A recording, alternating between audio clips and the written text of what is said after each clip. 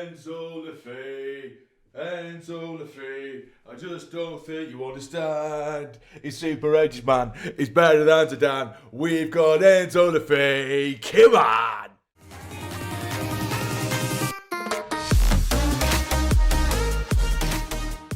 Yes, guys, as you can tell by the intro, the thumbnail, the title of the video, and this bloke here as well, he has finally signed, and what a massive signing this is. I'm not going to go into too much detail on my thoughts on him, too much, because I've literally just done 3 videos over the last 48 hours, all gushing over this lad, because we all know what this is now. It's a ridiculous signing, not just for this level, but for this club. It's going to do absolute wonders, and I don't mean just in the sense that I think he's going to go walk the league. I don't think that's necessarily going to be the case. It just does wonders for the club in terms of, I think for the fans, for one, it gets them on board. Not saying they weren't anyway, but because it's such a massive signing, it gets the fans G'd up, it gets the fans excited, and it's such a massive step in the right direction, it's such a signal of intent that we just didn't see coming. We started hearing the rumours a few days ago, and then all of a sudden it's come to fruition. Now, as I'm recording this right now, a statement hasn't been released. Sunderland did tweet out, although they've been sort of teasing us and leaving us in the dark all day long, even though we knew full well that his medical was already done and complete. Sources were saying that the deal was done, but nothing was coming from the club. They were just giving us dribs and drabs about the FA Cup and little information and little just your usual shit you see on the day before a match day. But then at 9:30 or at 9:15, something like that, they did tweet out saying, "Are you ready?" or "Are you ready to go?" Something like that, with a picture or a quick video, like a 2-second video of the scarf, the Sunderland scarf, on a stool, and then just a hand grabbing the scarf. Very clearly being Enzo here. So yeah, it was very easily teased. Sorry, obviously teased. But since then, my Twitter is down. So there actually hasn't been a statement released as of yet. However, a lot of pictures of him in the Sunderland kit, as you can see here on the screen and in the thumbnail, they have been released. But I'm just absolutely buzzing. This is a gargantuan signing. And if this is a tale of things to come, then Jesus, what are we in for it? I mean, you can't really top Enzo Lefebvre now in this window. If we can, tie down Wilson Isidore to a permanent contract, or at least get that announced, that would be amazing. And then maybe another 2 or 3 players here and there. But please don't expect this level or this caliber of signing going forward, at least for this window. I don't think anyway. If we do somehow top it, then shoot me down. Do you know what I mean? But it is rumoured that we are paying all of his wages, which are rumoured to be around 85k, which is mental. And, for, all the shit I've given to Kirill, and I think rightly so at times. I think I've given him shit at the right time, and I've seen people say online, I can't wait to see all the apologies and all the humble pie people are going to wait because of what they've said about Kirill in the past. I don't think that's the right way to look at it. It's just, when someone does something shitty, i.e. the FA Cup fixture against the Mags, when he dressed up the place black and white and did the place up for him, rolled out the red carpet, that was unforgivable. And there is a video there from a year or so ago when I did make the video on that, and I was utterly fuming. I was saying it was unforgivable.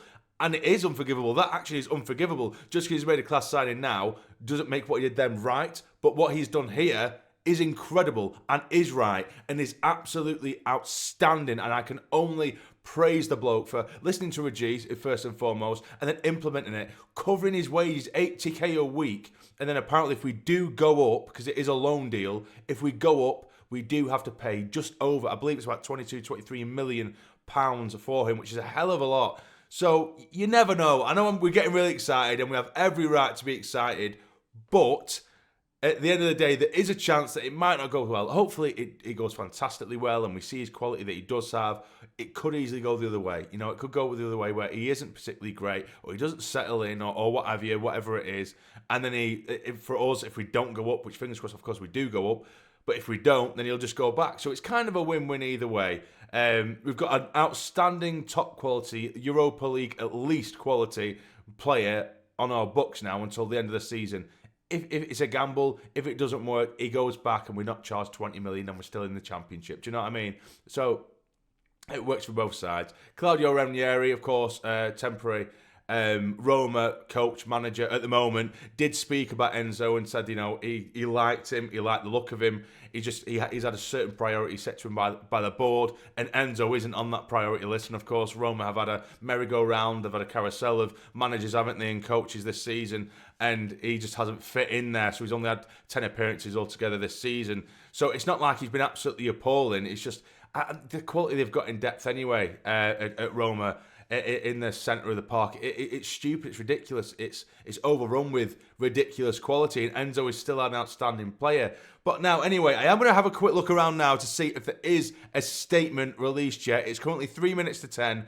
Maybe they're going to release it at 10 o'clock. And I'm just going to keep on rambling here. But I will just have a quick check, see if the statement is out. And if it is, I will read it out to you now. 2 hours later. Jesus, they took the sweet time with that. It's now 25 past 10 and they've only just announced it. They teased it at like 9:15. Wow. But we do finally have the proper 100% ultimate confirmation from Sunderland Association Football Club, and we do have a statement as well, which I'll read to you for the first time. Sunderland AFC is delighted to announce the signing of Enzo Lefebvre. Arriving from AS Roma, the 24-year-old midfielder has moved to the Stadium of Light on loan until the end of the 2024-25 season. Lefebvre is a product of Lorient's Youth Academy, where he developed under the guidance of Reggie Labrie. He made his senior debut for the Brittany-based outfit in 2019 and soon became an important player for his hometown club, who he represented on 142 occasions. Only 3 league-earned players created more chances from open play than Lefebvre in the 2022-23 season, during which he also registered 6 goals and 6 assists in 36 appearances. After representing France at under 19, 21 and 23 level, a move to Stade Rennais followed in July 23, and he made 35 appearances last season, including 6 in the UEFA Europa League. Lefebvre moved to the Italian capital 6 months ago and made 10 appearances for Roma this campaign before moving to Wearside. Lefebvre said, "I'm very happy to be here and I'm excited to meet the people. There are some familiar faces with Wilson Isidore, Adil Al-Shish and Salis Abdul Samid. I also know the coach and I know how he wants to play, so I am sure this will also help me. Now, I just need to prove on the pitch. I think that's the most important thing, and I'm very excited to play in front of the fans. This is a big club. For me, that is normal, and I can't wait to get started." Sporting director Christian Speakman said, "We're delighted to welcome Enzo to Sunderland and thank Roma for their collaboration on this matter. He's a player we know well, and Regis, a player he's worked with previously. The opportunity to acquire a midfielder of this profile who already understands how our coach works is a unique combination we had to pursue. Enzo is an outstanding talent and we believe he can elevate our level in the second half of the season. We are delighted to have strengthened our group so early in the window and we are looking forward to working with him.